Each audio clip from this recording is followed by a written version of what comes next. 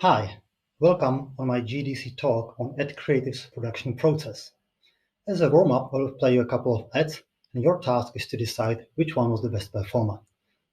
So the first pair are ads for covered fashion by Good Mobile, actually by their studio Crowdstar, and we produced those last summer in 2019.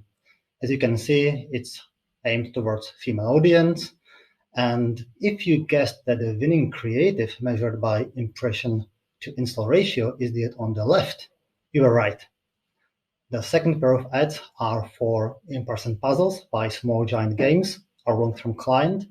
And this is a game that combines match-3 with RPG elements. And it's, let's say, mid-core. And if you guess here that the winning ad is the one on the right, you were right. The point here is that you actually never know what will resonate with the target audience. Very often it's contradictory to your expert beliefs. And that's why you need to produce quite a lot of creatives these days to find out what truly resonates with your audience. And because of that, you need a proper process in place so you can focus on idea making. My name is Peter Fodor. I'm founder and CEO of AppAgent, integrated mobile marketing agency that helps clients to grow their user base and revenues.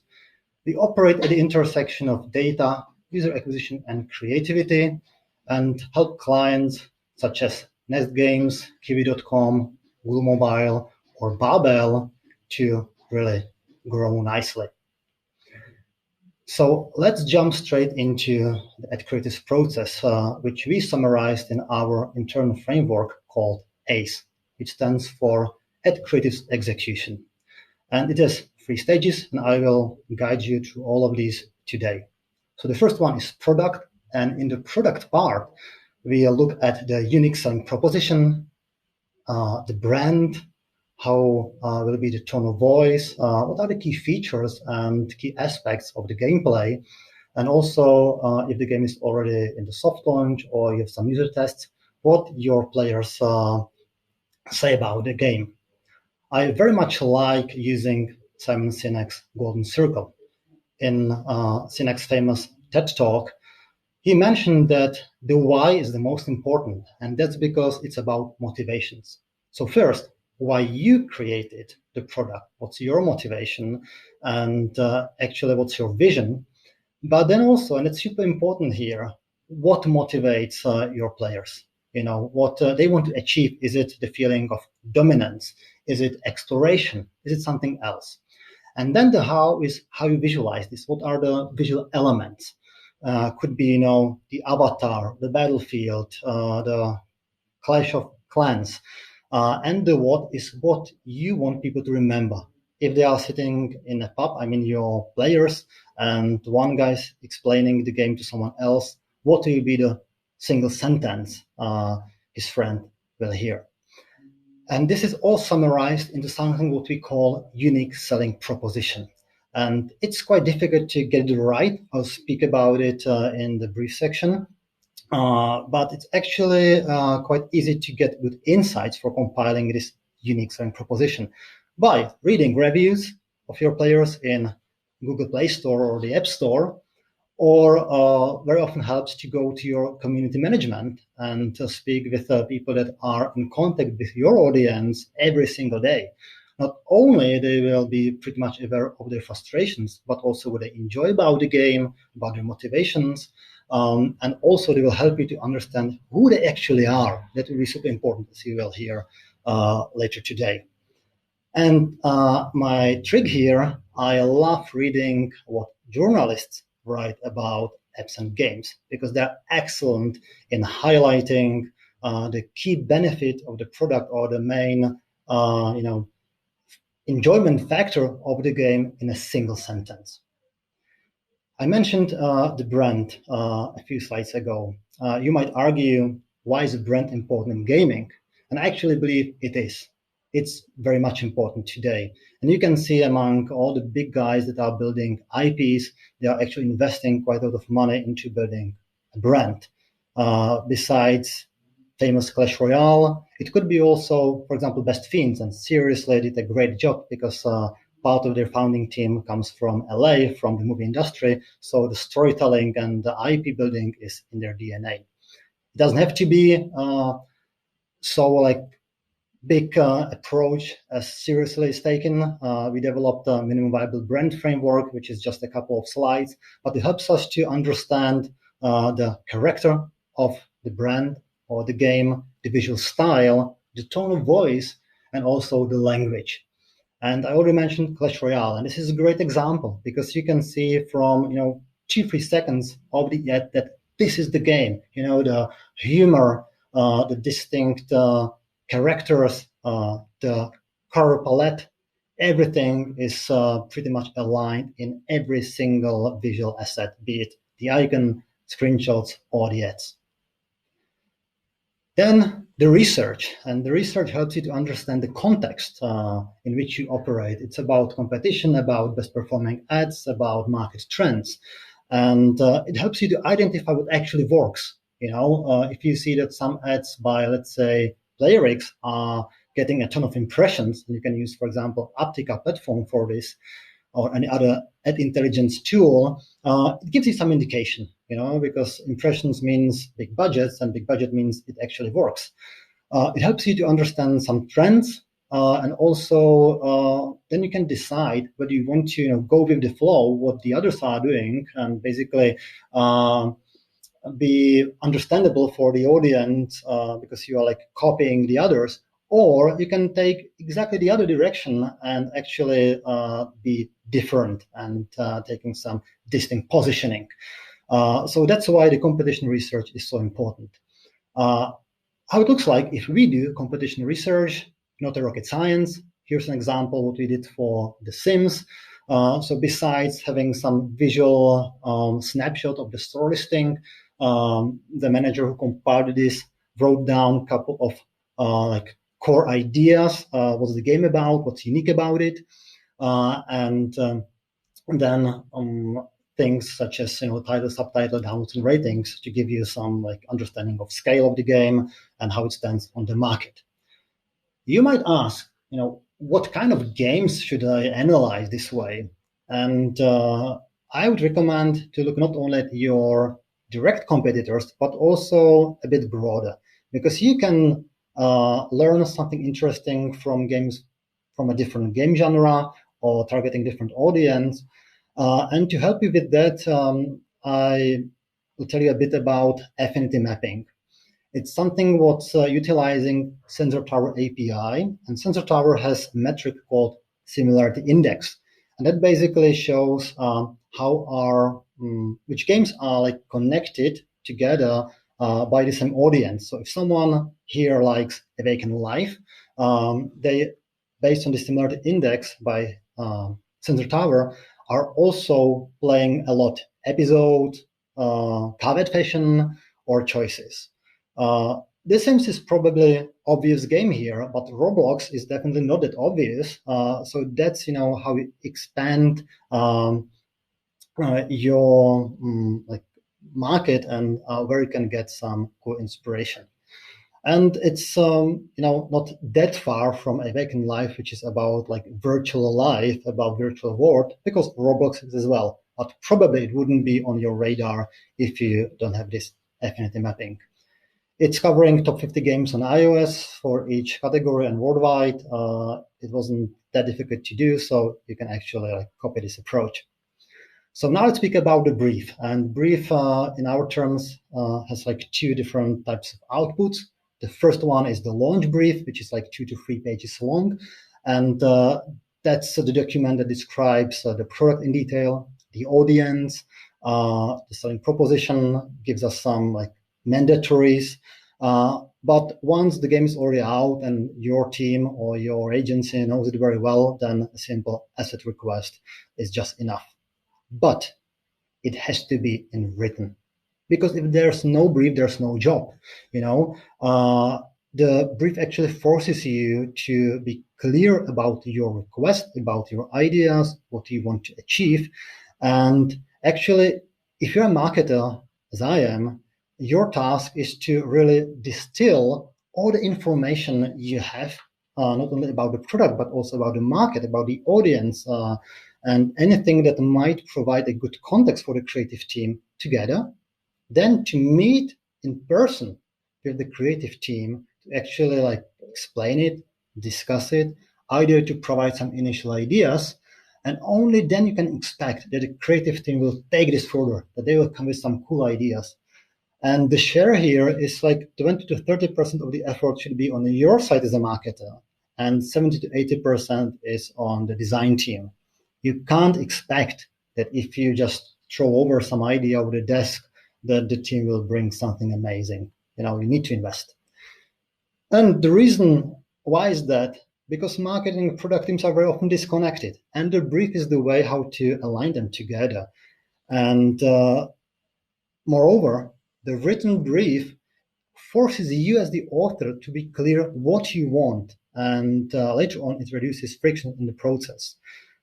When I'm writing brief myself, I always figure out that I haven't been thinking about this and that I should look into some other areas which should be in the brief, and it takes a couple of hours. Yeah, of course, but if you consider how much the design team is investing later on, it's definitely worth doing a proper setup. You should add references to align on the quality, on the visual style, pacing of the video, and really be like descriptive. So here's an example of our brief, and on the right you can see the typical like sections of the brief, and I would like to highlight two of them: the target group and the unique selling proposition. The target group is often described very vaguely. Male audience, 18 to 35, enjoying PvP games. Yeah, but is this like enough for the designers to actually see the player in front of their eyes when they are concepting ads? Probably not. So what I recommend to our team at AppAgent is to think about someone whom you know in person, your friends, family members, peers, colleagues, and just describe this person in detail. What's his or her name, how he looks, what are his hobbies, profession, fears, and whatever else. This way, you basically create a persona, someone who is like easy to project when you are concepting, and it's much easier to come with some cool idea that will resonate with this type of audience rather than having some like generic BS. And the USP already mentioned before, and here in a different context. This needs to be inspiring. This needs to be the one sentence that triggers the creative minds. And it's super difficult to nail it down. Sometimes you can spend hours on this. And I believe there was one game just recently where I was involved in the brief, and it took us like 2-3 hours of discussions. But then everything else will click together. So 2 examples here. For Awaken Life, we defined the USP as be 100% yourself, because it's about your virtual identity, about living the life you wanted, about designing your character, really like doing whatever you want in the virtual world. For Drive Ahead by Do Dreams, which is a PvP game where you have to hit your opponent with a car, we defined it's become a car gladiator. And the gladiator keyword immediately like triggers, the images of fighters in the arena, of the Colosseum, of the fear and excitement, of the crowd cheering. So this is, the inspiring USP you want to achieve. As a marketer, don't be afraid of sketching your own ideas. I'm drawing like hell, but I try to bring 1 or 2 ideas on the brainstorming. So I just help the design team to like hop on the boat and co-create with me. So just get involved. Show them that you are passionate about creating new concepts. The strategy. So the strategy is here to summarize the umbrella idea and really propose the creative direction. And the reason why that is that it leads to a consistent user journey. You probably know Lily's Garden. They're excellent at doing this.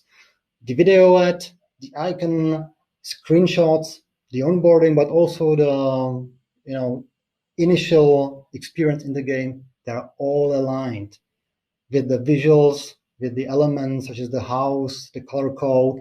And this is really helping you to first have a solid funnel, so people are not dropping off. They always see the same stuff, and you're like assuring them you are at the right place. Just click on the get button, get into the game. You're not losing them. Second, it qualifies them better, so you will see better retention and better monetization. So it means your ASO teams and UA teams have to speak together. They have to be also aligned with the product team. So that's why this briefing is so important, and why strategy needs to be in place. Because the umbrella idea is something to help you to plan in the long term and create a ton of new concepts, but be consistent. Because if you consider that 1 out of 10 to 20 ads is the best performer, then there will be a ton of ads in your production pipeline, and you need to have some lighthouse, some underlying messaging that's connecting all the things together, no matter what the form. It could be a live shooting, it could be a motion design ad, whatever else, but the messaging, the underlying USP is always the same if you have a proper strategy in place. And this is again about motivators, about understanding your audience, and the strategy should be based around it. So I highly recommend you to check, for example, Quantic Foundry, where you can fill the player's profile. Usually game designers do so. And that's something what you can use in the strategy development. And we have a framework called Creative Strategy Canvas for this, which in a simple form looks like this. It's using Simon Sinek's why, how, and what. So why are the motivators? A list of motivators, 3 to 5. How are the key visual elements? Something what fulfills the motivations. And then what is the one sentence, this USP, transferred into the key visual. And imagine the key visual as a movie poster. So the main characters, the main plot and mood around the movie or a game in this case is in the key visual, and that's helping you to have also some visual consistency. And then by combining these motivators and visuals together, you create a new key message, which could be the icon, the screenshot, or a new ad. So I hope that you get why having this canvas in place helps you to quickly combine things, come with new concepts, but still being true to your vision how the product should be communicated. The final output of this looks, for example, like this. It's a Google Sheet where we have all the important messages in place together with some visuals, like visual references to inspire the team. And it's really something what helps you in the long term. And it's basically defining the football pitch for everyone who is playing on the same field. It's also very useful if you work with freelancers or agencies, because if they have this at their disposal, there wouldn't be a big difference between their outputs and your internal team outputs. The production, now the fun starts. That's about concepting, first, second drafts, finals, and exports. Here, a short stop with a storyboard. I recommend you to take storyboard seriously, because if you invest time into proper storyboard, it's descriptive enough, you actually save a ton of time of the production team. And if you spend, let's say, 20 minutes on one keyframe, then such keyframe to produce takes many, many hours. And especially if the ad is of high production quality, could be 3D or live shooting, these keyframes and description what's happening in the ad needs to be very accurate, because that's then saving you time. Also, when you are concepting and producing ad, keep in mind, and also the designer should keep that in mind, one ad creative, one message, and also one thing at a time. This is something what's important to bear in mind, because very often designers try to fill too many things in one shot, and you are lost as a viewer. So one thing at a time. First 3 seconds are decisive. Iterate on openers. That's the part where you should invest a lot of effort, create A, B, C, D version, because if you don't stop the user scrolling through the feed, the rest of the ad doesn't make any sense.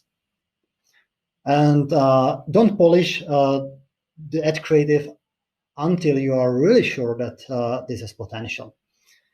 The last 20% of the production takes enormous effort. Very often it's like in terms of time, more than the first 80%. And if the ad creative fails, the team gets frustrated. You lost time, which you otherwise could invest into a new concept. So only once you see the concept is resonating, then try the more polished version. But very often can happen that the first one that's not nice looking will still perform the best. So here's a storyboard for one ad we created for Vorobot by Pixonic. It's a 3D ad, which we completed it in Cinema 4D. And, in 3D, every change and also the post-production takes some time. So we really try to follow the brief very well and be also aligned in our case with clients what we want to achieve.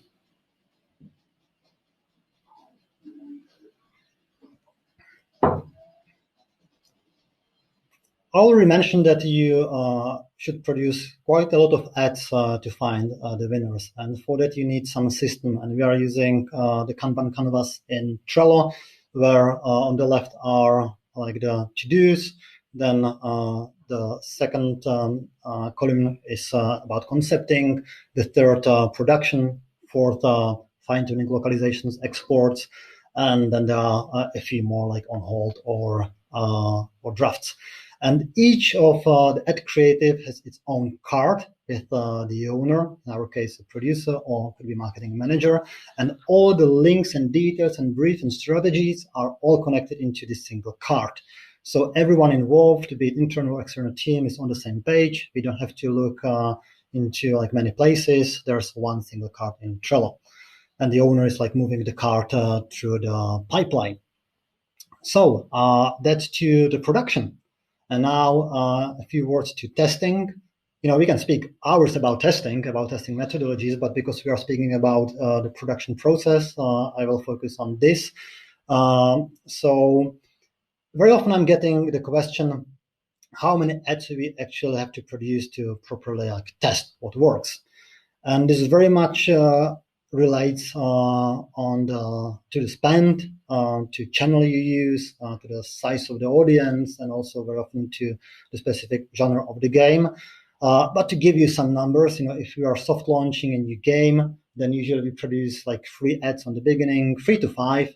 Some could be also static visuals, which is much faster to produce, and you can actually figure out what works even with the static image and then create the video later on.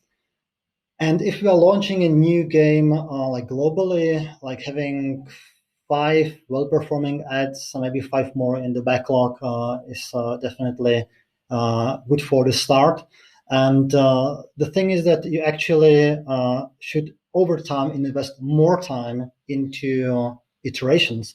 So when you are in the beginning, you'll probably invest most of the time into new concepts. But a few months later, 2/3 of the effort should focus on iterations of winners, and 1/3 like exploring new creative directions. So you're really like getting most for the buck. You should keep this in mind. Avoid the ad fatigue. If it happens that you see the drop of CTR and all the subsequent metrics, IPM, and you don't have anything in the backlog, anything you can just launch now, you are leaving money on the table and you are harming the campaign performance incredibly. So I mentioned that you are starting with a couple of ads. One of them proves to work pretty nicely. So what's next? So what we recommend is to deconstruct the ad, to really focus on what are the key variables. And that could be, 3, 5 components of the ad, such as the opening sequence, the gameplay, the back shot, and then to create new versions where these components are like variables. And this could be greatly done by automation. And once you have these new versions produced, use tagging of these elements in the file naming structure. Then you can analyze it in your marketing analytics. And at the end, you'll be able to identify which of these elements resonate the most with the audience. And that's a great insight for the next round of production, where you already know how to iterate. So to show it a bit more in detail, here's an explanatory video on in-person puzzles again. So let's say this is the winning ad, the best performing, where we can alter the background, the hero, the copy, gameplay, but also it could be the music, the backshot, whatever else. And then our automation machine, we call it CAT, Creative Automation Tool, produces dozens or even hundreds of ads. And then you can test which elements work very nicely, and which you can use, which you should use next time in your new production batch. So this is the ACE framework, and I hope it's something that will help you to design your own process to make it more systematic and frictionless. And if I should highlight a few things, a few key takeaways, here they are. So first, understand the why. First, why you create a product as an author, game designer, or founder. But also, even more important is to understand the motivators of your audience. And basically, the motivators should be fulfilled in the game. Do the research. It gives you context. It can inspire you. It can also give you some directions for, let's say, creative concepts. And once you have this clarity, compile the brief. Really don't hesitate to invest a couple of hours into writing a proper brief to be aligned with the design team. And really the inspiring USP makes a huge difference here. The creative strategy, especially in the beginning, creates a foundation for a long-term production that's consistent and create this consistent user journey, as you have seen in the case of Lettuce Garden. And also it helps you to manage well freelancers or agencies if you are working with external partners. And last but not least, don't spend extra time on polishing creatives until you really see that they are worth it. Only then it makes sense. So I'm now ready for your questions. And if you want to also send me an email, ask something later on, here's the address.